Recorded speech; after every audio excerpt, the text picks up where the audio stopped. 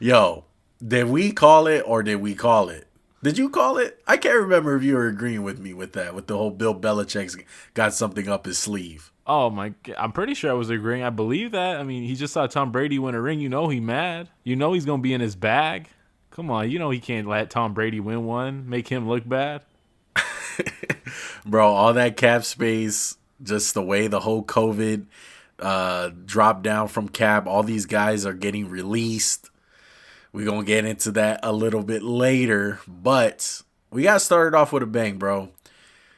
Bill Belichick, aka Thanos. Thanos. He's going fucking crazy, bro. Yo, they had $66 million. They had the third most cap in the league. And I'm pretty sure they're not third anymore. I don't know where they are. But oh my god, should I just go through the names real quick? Go. It's a long list. Henry Anderson, Nelson Aguilar, Cam Newton, Jonnu Smith, Hunter Henry, Jalen Mills, Matthew Judon, Devon Godchaux, Kendrick Bourne, and they traded for Trent Brown for a fifth-round pick. Last time they traded for Trent Brown, it worked out pretty well. Right. Well, look, man. Let's get into the most important position on the field. Quarterback. Cam Newton is back. He's getting paid like running back money. He's not really getting paid quarterback money. It's elite running. Yo, he's gonna be running the ball a lot this year. I'm calling it right now. I know they got some receivers, but their run game's gonna be good. Most It always definitely. is. We are very negative about Cam Newton. We did not like what we saw last season. It was bad. He looked like he lost a little bit of his arm strength, but I don't think anyone can argue the talent around him was not good. So that brings up the question. Assuming that Cam is going to be the starter, which I do think he is, did the Patriots get enough talent around him to improve his game? Or do you think he's just a lost cause? No, definitely got talent. Aguilar was really good for the Raiders last year. I know you witnessed that firsthand after he flamed out in Philly. Kendrick Bourne, he's been an under the radar weapon, I'd say, for the Niners for what, like 4 years now, 3 years. Yeah, I he's mean, been hiding behind their depth charts for about Joey, 3 seasons. our resident Niner fan, was pissed off about him leaving. And your resident Raider fan is pissed off that Nelson Aguilar is gone. So, Last year, no one thought he'd get a job, and now he turned it into a 2-year, $22 million deal. Kudos to him. I'm glad he's doing well. I know he got a yeah, lot of that's shit in Philly. Granted, he was playing bad, but he's a good football player. I stand by that. I said that even when he was struggling. I told you that. I said he's actually good. It's just our team sucks, man. It's making him look bad. And they're bringing back the tight ends, bro. Jonnu and Hunter Henry, the two top tight ends. They signed both of them. wow. And Jonnu Smith and Hunter Henry they fit Patriots. They just feel and look like Patriots. Which one are you more excited for? I'm more excited for Jonnu because Hunter Henry, he's probably a touch better when healthy, but that when healthy thing, it's kind of scary given his injury history. Most definitely Jonnu Smith. The ceiling for him is a lot higher than Hunter Henry. But man, when Hunter Henry is healthy, he is really good. He's the definition of a security blanket for a quarterback. He's always been underrated all these years in San Diego / LA. I'm a big Justin Herbert fan, and that's a big blow to their offense, losing him. Defensive side, Matthew Judon. They pay this guy $54.5 million for 4 years. Wow, that was shocking. That's a big blow to Baltimore. Granted, He is solid, dude. I know. I was gonna say I wouldn't expect a lot of like 15 sack years, but if he'll probably get 10 every year, right around 10. He'll be disruptive. With him, it's more about disruption than it is sacks. Exactly. I don't see this. If you're looking for this guy to have 15 to 12 sacks, it's not gonna happen. I see him in any range between 7 to 9. I think he'll be lucky if he gets double digits, but that doesn't mean he's not productive. I think he's, like you said, he disrupts the quarterback. He gets a lot of pressures. And the biggest thing I like about him, that he's going to fit the Patriots scheme on defense, he's versatile as hell, bro. Like, you can put him inside or outside. Like, he's a 3-down rusher. He's got that strength to anchor against the guard. Like, he's not going to get bullied off the ball. I've never really seen him get bullied. And they got two guys playing next to him. They got a nose tackle in Devon Godchaux. Go into that Brian Flores Patriot connection right there. He's a good player. He led the league in run stuffs. I think he had 32 last year, somewhere around there. he's just going to eat up space. He's like a poor man's Wolfork. I hate to say Wolfork, but just like he's a massive human being. You're not going to move him. You're just going to take two men. And that's the thing about the Patriots. They're all about versatility. They're going to probably have him line up right over the center sometimes. They'll move him on the guard. And they got Henry Anderson, a guy they're familiar with, playing in the AFC East. Signed him to a 2-year, $7 million contract. Who was your player comp you said for him? He's going to be Chris Long? Yeah, he could be their Chris Long easily. I can see that. Is that because they're both white? Yeah, that's part of it. He got that white boy. He got that white boy motor. Dog, I'm telling you.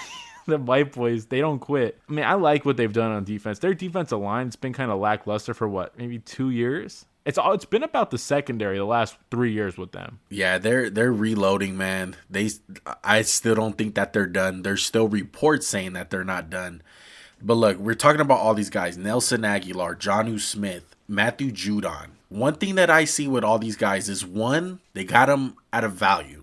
Okay, they're not overpaying for these guys. Maybe Matthew Judon just a touch, but if you look at other contracts like the Bud Dupree contract, they're getting these guys at a decent amount of money. They're not breaking the bank for these guys. And two, super versatile, man. We already talked about Judon, inside outside guy. Even a guy like Aguilar. Nelson Aguilar is a guy who can play in the slot, and he proved last year that he can play on the outside. He's a real versatile dude. You can count on him to play anywhere. And then a guy like Jonnu Smith, bro. He's a guy that you can put him inside like your typical tight end, have him block, or he can even be a receiver himself and be a mismatch on the outside. It's just so many parts that they're bringing in that are so versatile and so many more things that they can do. It's big for them. Well, I'll add two things to that with Jonnu Smith. He learned from Delaney Walker, and they both kind of spent some time at fullback.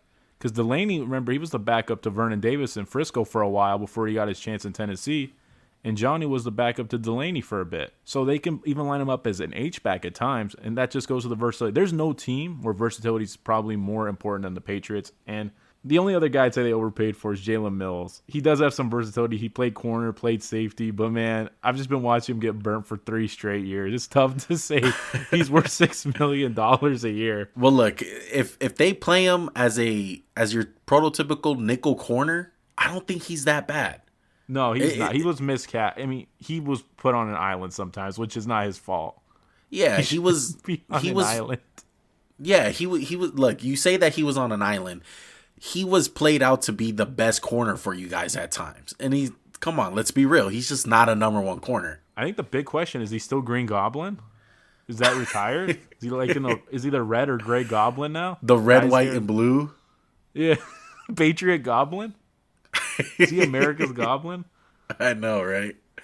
That one's crazy. And then look, the last one that you talked about, they didn't get him in free agency, but they traded for Trent Brown, dude. Who'd they trade with? I don't want to talk about it, all right? Okay, I'm sorry. Go ahead. No. He got traded. I'm sorry. He got traded from the Raiders, okay? I know.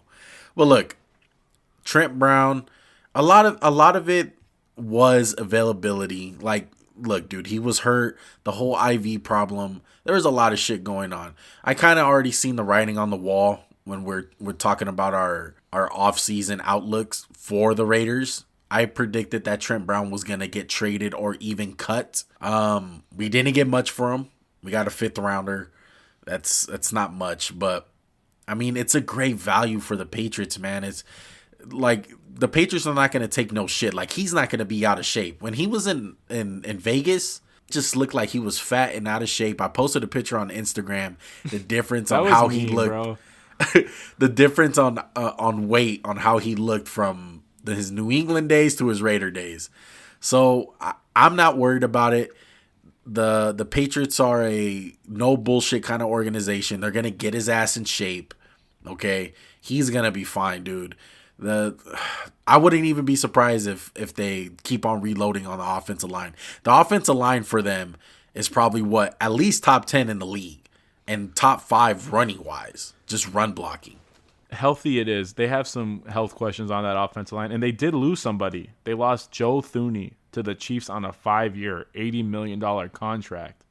$48 million guaranteed over 3 seasons. Here's the thing when you look at NFL contracts. It's all about the guaranteed money. I think it's like 70 to 80% of contracts don't even make it their whole life. So 3 years, $48 million for Joe Thuney for a team that couldn't block. We saw that in the Super Bowl. The great move by the Chiefs. I was a little scared when they cut Fisher and Schwartz. I know they're both coming off injuries, but to lose both your starting tackles and to see the 2 starting tackles we witnessed, that was tough. But I love the move by the Chiefs to protect Mahomes. And you're talking about the Chiefs, and they're on a whole different level. Okay, we even talked about how the Bills are not that far away from the Chiefs. You feel like because the whole Josh Allen aspect. Does this close the gap for the Patriots from the teams like the Bills, like in their own division? Absolutely. I would say, let's just say the Bills were a 10 last year, right? And the Patriots last year were like a 6 or maybe let's say a 5. They're like a 7.5 or an 8 right now, just from what I've seen. Just with the talent they've added, they've gotten a lot better. I mean, it's upgrades all around the board. They were 7-9 last year. Okay, a lot of the games that they lost could have easily been flipped. Cam had the whole COVID situation and all of that. To be honest, the Patriots know more than us. They know better. Okay. And I think them re-signing Cam Newton and giving him another shot really does tell you that last season was a fluke. There wasn't no offseason. The Patriots playbook is real complicated. It's real complex. Okay, so he didn't have that much time in the offseason to study it. 2, the whole COVID situation. This guy had COVID, and then when he came back, I don't know what happened to him. Just some players wind up falling off. So those are 2 big old reasons that I can see from the Patriots side is saying, okay, look, he's our best value guy.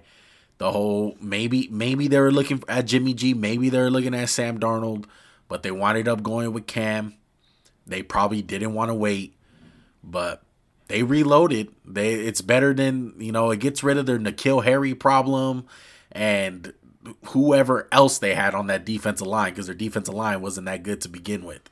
Like they're just better. They're getting a lot of guys back too from the opt-outs. They were one of the most targeted teams with just opt-outs, where it hurt them the most. There's going to be a lot more talent on this Patriots team, both sides of the ball. I'm not going to say I'm excited to see it because I hate the Patriots with a passion, so I don't want to see it. Being unbiased, I got to say that they're kind of back. I know it's early to say and we haven't seen anything, but just the talent is kind of bringing back some of those painful Patriot memories we both share. Yeah, it's going to be exciting to see, man. Very exciting.